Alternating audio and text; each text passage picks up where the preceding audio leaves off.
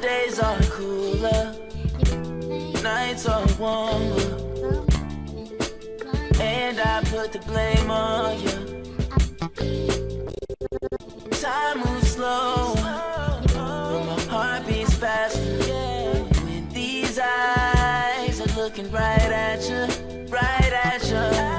You give me something to believe in, just what I needed. You're the closest. And a couple of weeks ago, I got a text from somebody telling me that this Tim Walz would be the one. And I was like, word. And then they gave me the reasons. And when it happened yesterday, I was like, yes, this is happening.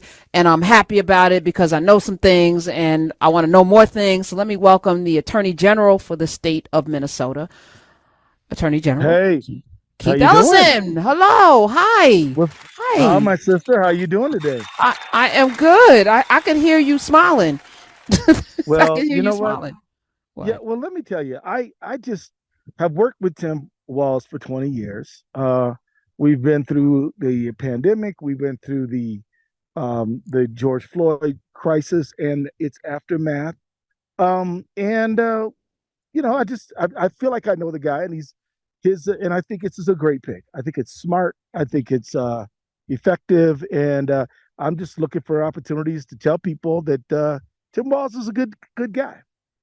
You know, it resonates, you know, in a world full of phonies, in a world full of posers, in a world full of people, you know, moving for strange change and doing things for attention. There's an authenticity about the way he moves, and it comes through. Yeah, well, let me tell you, you know, here's a guy who 132 African-American leaders, activists, and elected officials signed a letter to the Harris campaign saying, look, we know this guy. This guy's a good guy. And I mean, he's the one who signed the African-American Family Preservation Act to stop so much of outflow of Black kids into the foster care system. He's the one who passed and signed the bill for free breakfast and lunch for all public school kids. He's the one who signed the bill to allow anybody who's not currently incarcerated, but who's on probation or parole to be able to vote. And I could go on, but he has been an effective leader. And it's not an ideology. Some people want to call him a progressive. I know the guy. I wouldn't call him that. I'd call him a pragmatic problem solver, right? He was an NRA member. National Right, and he's a gun. He was like, I shoot guns, you know, like I challenged JD Vance, like they were posing, like I actually, you know, have a gun license and shoot pheasants or whatever he said he was shooting. But yeah, no, I mean, can we talk about how we have painted ourselves into these political boxes that serve no one when it's really about serving people? Good point. We all want to simplify the world by putting people in a box. And this is not going to serve you well if that's what you want to do. And I'm not even here to tell you that everyone's going to love every single thing that Tim Walz ever says or does. I'm telling you that you can have a conversation. You could tell him your point of view and why you feel that what you're saying is the right thing. And he will listen. That is one thing I can tell you will happen. And he may say, you know, I hear you out, but I don't agree. Or he'll say, I do agree. But I'll tell you, he's one of those people who you're going to hear it straight, not going to beat around the bush, and he's going to give you a straight answer. That's been my experience. As we approach November, you know, the temperature has turned up. I was just sharing with the audience. I was in Charleston, Kiowa Island this week. And, you know, there's a Hurricane Debbie coming up the coast from Florida, what have you. And there's a lot of tension and, you know, it's like around the clock, you know, they just stay with it like a dog with a bone. And yes, you have to tell people to keep safe. But some of this is also, you know, very performative. You know, it's also very much, you know, about the algorithms. As we are moving into November, you know, how can we tune out the noise and focus on what needs to happen? And what do you believe needs to happen in November that will serve all Americans, Keith? Everyone needs to listen to Karen Hunter's program. You do that? Okay. Yeah. You mean all other right, than that? I agree. Other than that, yes. Okay. Well, here's what I'm going to say. Don't get a walk sheet and knock a door. Knock your neighbors, then knock your family, then knock the people in your neighborhood. If you can't walk because your knees ain't that good, or you got bad feet, then get on the phone and dial people and call them and talk to them. Get into a competition as to how many relationships you can build with people you don't know about the most important things in your community, and how politics can at least be a part of how we get to a better place. That's what we need to do. This is an action-oriented thing. I know political types need to sit around and talk about it, but what we need you to do is go organize.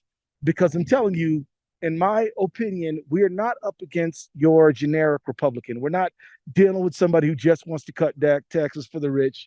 We're not dealing with somebody who just wants to cut, services for the poor. We are talking about people who are done with democracy. They don't like it. They don't think it serves them, and they want a new system with a strong man at the top who does what they want. And that's what's going on. That's what's going on in front of us. And if we don't understand that, we need to understand that when they violently attacked the Capitol on January 6th, that was not a one-off. That they had planned that, and they have advanced their game since even then. So this is very important, and you got to organize. Let me tell you, the many can overcome the money, but we've got to organize. And so that's what I think people need to be doing. Yeah, and listening to Karen's show is organizing. Yeah, no, it is on some level, because there's so many people that aren't reached by quote unquote mainstream whatever, right, because it's behind a paywall. The algorithms don't necessarily hit this audience. They're not polling them, and they're not, they don't really know. So I have a vantage point that very few people have, and I'm grateful for that, because we just got a call from somebody who lives across the street from Tim Walz. And she was like, giving us all of the things we talked just now with the St. Paul mayor, Melvin Carter, as well. Yeah, and the insight that I'm getting today, I'm like, wow, why did we know about this before? Because I feel like there's a blueprint here. I know it because I spent a lot of time with you, how Minnesota is not like any other state, really. But for them to elect a man, 6% black people, 1% Muslim, and send you time and time again to Congress, said something about the ability, but I think maybe that's more American than not. Well, it all starts with the relationship. The building block of our politics must be the one-on-one relationship. It has to be about listening and sharing, but it's got to be about that relationship, folks.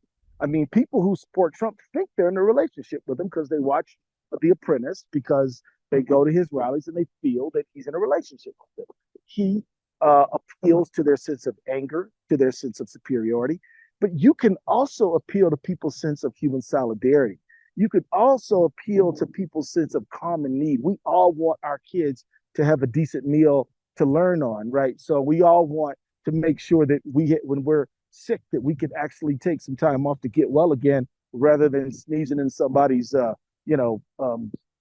space or place or, whatever. These are common sense things. Call them progressive if you want, but they're basic common sense things.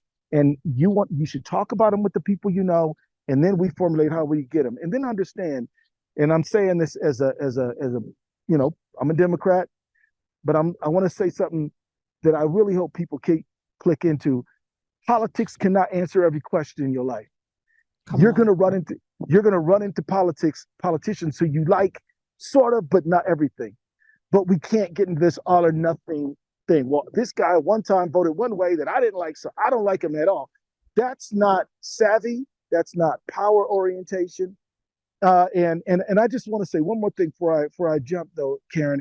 And I've had a young friend of mine tell me the other day, well, we need to be more like Malcolm. See how Malcolm was talking about power in the community, and he wasn't all for these parties and all that. And I said, brother, every single word Malcolm said, he said before the passage of the 1965 Voting Rights Act.